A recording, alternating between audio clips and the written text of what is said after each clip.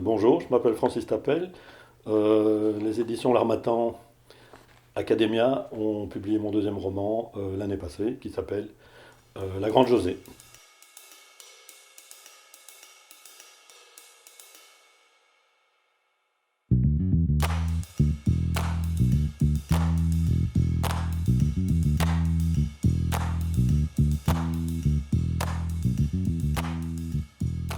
Eh bien, au début du récit, la Grande Josée est à l'âge plus qu'adulte, elle est très âgée, et donc tout le récit va se passer un peu en flashback. On va découvrir des épisodes de sa vie et aussi de ses particularités, ses petits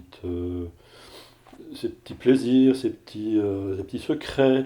Hein. Donc la Grande Josée a toujours travaillé à l'administration des postes hein, en Belgique. Et c'était quelqu'un de très compétent, de très ni austère, etc. Mais quand même avec un regard par exemple très sérieux, un regard qui, dans le récit, on découvre qu'il lui a causé quelques problèmes. Et donc, la Grande Josée a tous ces petits secrets que l'on découvre, et peut-être aussi surtout un grand secret qui lui est très intime, très personnel, et qu'elle garde pour elle. Et donc, forcément, je ne vais pas en dire beaucoup plus à ce sujet-là. Toute l'histoire de José se passe dans une petite ville en Belgique, une ville de 22 000 habitants. Donc, vous savez, un climat un peu social. Hein, et ça se passe, tout se passe à peu près là-bas, sauf effectivement ce qui est lié au petit secret dont j'ai parlé tout à l'heure. Cette petite ville s'appelle Louis, donc c'est le nom de la Meuse. Certaines personnes pourront peut-être connaître Oui à cause du mur de Oui, et je pense à ce sujet-là, à ceux qui suivent un petit peu les courses cyclistes.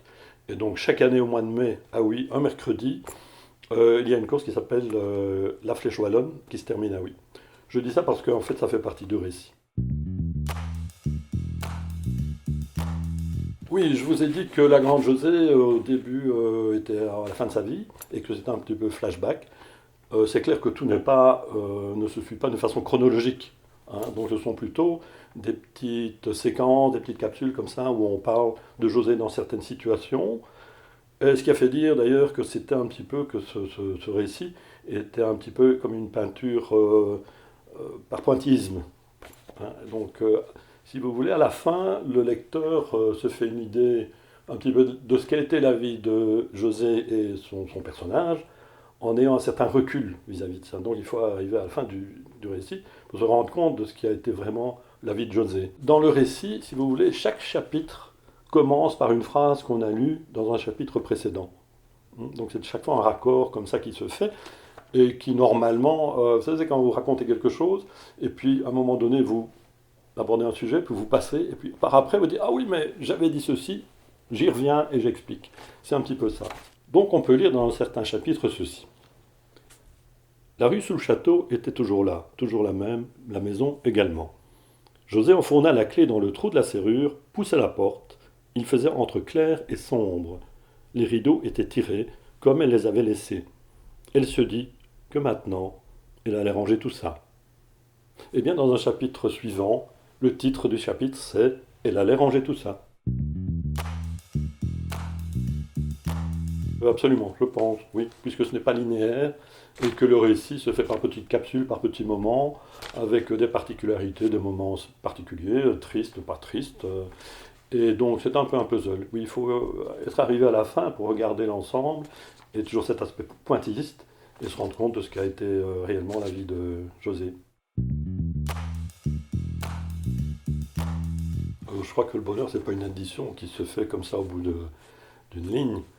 Donc c'est une succession de moments, et José, comme tout le monde, en a connu des bons, des moins bons. Et donc je pense que c'est le lecteur qui doit se faire une idée à ce niveau-là, à la fin du récit, et toujours à cet instant puzzle. José n'est pas près de ses sous, ni trop loin. Elle en a parce qu'on doit en avoir. Elle en a assez parce qu'il ne lui en faut pas beaucoup.